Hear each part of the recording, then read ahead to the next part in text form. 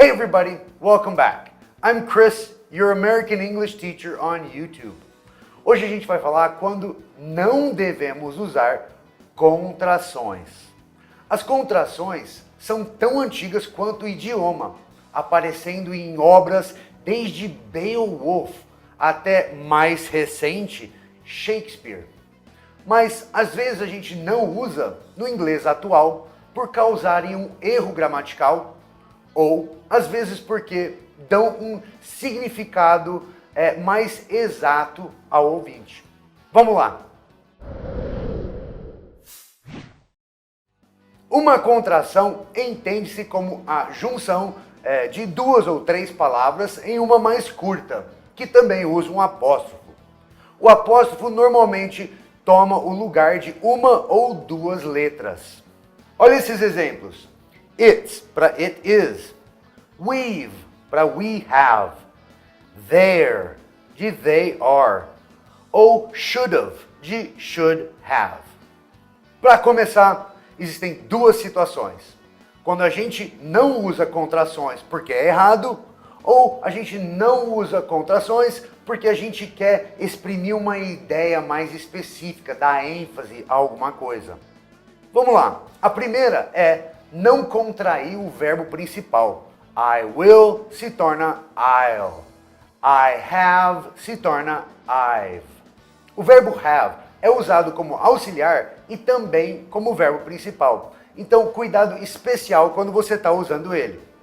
Por exemplo, I have two cars. Normal. Mas eu não poderia usar uma contração porque have, nesse caso, é o verbo principal. Eu não posso falar I've two cars. Então, não se contrai o verbo principal. Ou esse verbo no passado. I had. I had a beer with my friends after work. Eu não contrairia I'd a beer. O sotaque da pessoa pode influenciar essa percepção, mas não é uma contração. You know, I had a beer with the lads after work.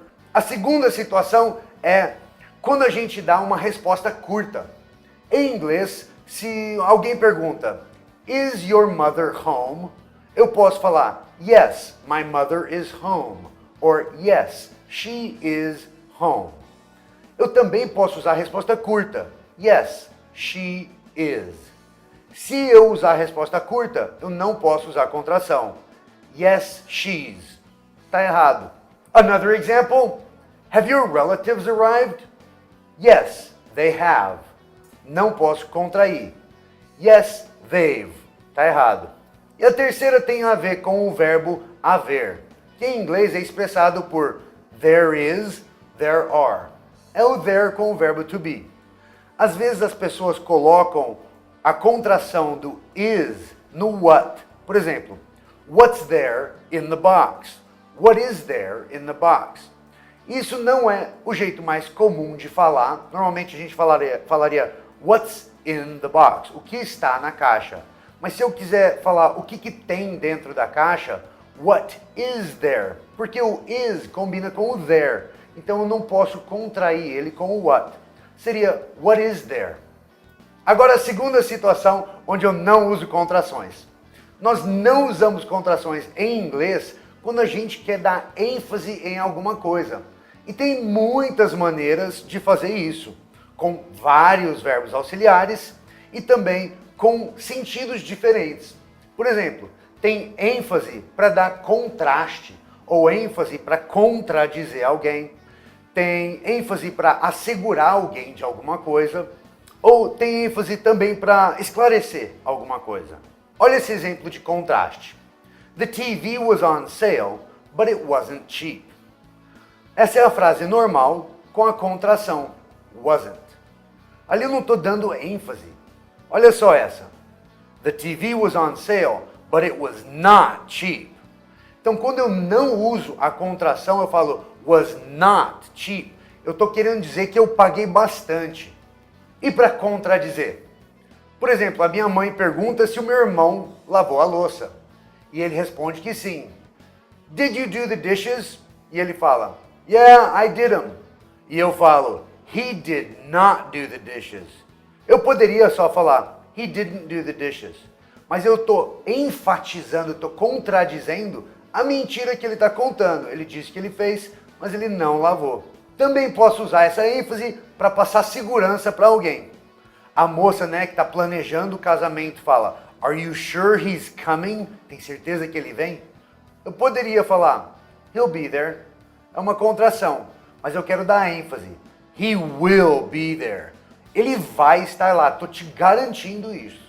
E por último, eu posso usar essa ênfase para esclarecer alguma coisa. Por exemplo, alguém fala, "You said you loved rock and roll." E eu respondo, "I do love rock and roll, but I do not like this band." Eu amo realmente rock and roll, eu só não gosto dessa banda. Então, usando o do not, eu estou dando ênfase que é só essa banda que eu não gosto, mas eu continuo amando rock. E, de quebra, no começo eu usei o emphatic do. I do love rock and roll. Então, o auxiliar aparece aí na frase afirmativa para dar mais ênfase. Vale lembrar que existe toda uma aula que a gente pode fazer só sobre esse emphatic do. Quando a gente usa o auxiliar de novo numa frase afirmativa para dar ênfase. É outra maneira de dar ênfase. Mas a gente está agora focando em quando não usamos contrações. Uma situação semelhante. The TV wasn't on sale, but it did come with 2 extra speakers. Então, apesar de não estar na promoção, veio com 2 alto-falantes a mais. E é um bônus, às vezes, inesperado. E quando você usa um contraste assim, muitas vezes é para indicar uma coisa inesperada na frase. E também dá ênfase, claro. Então são nessas situações que a gente não usa contrações em inglês. Se você tiver alguma dúvida sobre se você deve ou não usar uma contração, deixa aqui a pergunta nos comentários e não esqueça também de dar um joinha aqui no vídeo para ajudar o canal a crescer. Se inscreva, fala para os amigos e como sempre, let's practice. Uma contração o apóstrofe, normalmente, é apóstrofe ou apóstrofo? Quer falar português direito, né? Pô, então é apóstrofo. Ai, que esquisito. Então, uma contração... Não. Vou conseguir. O verbo... Alguém pergunta, né?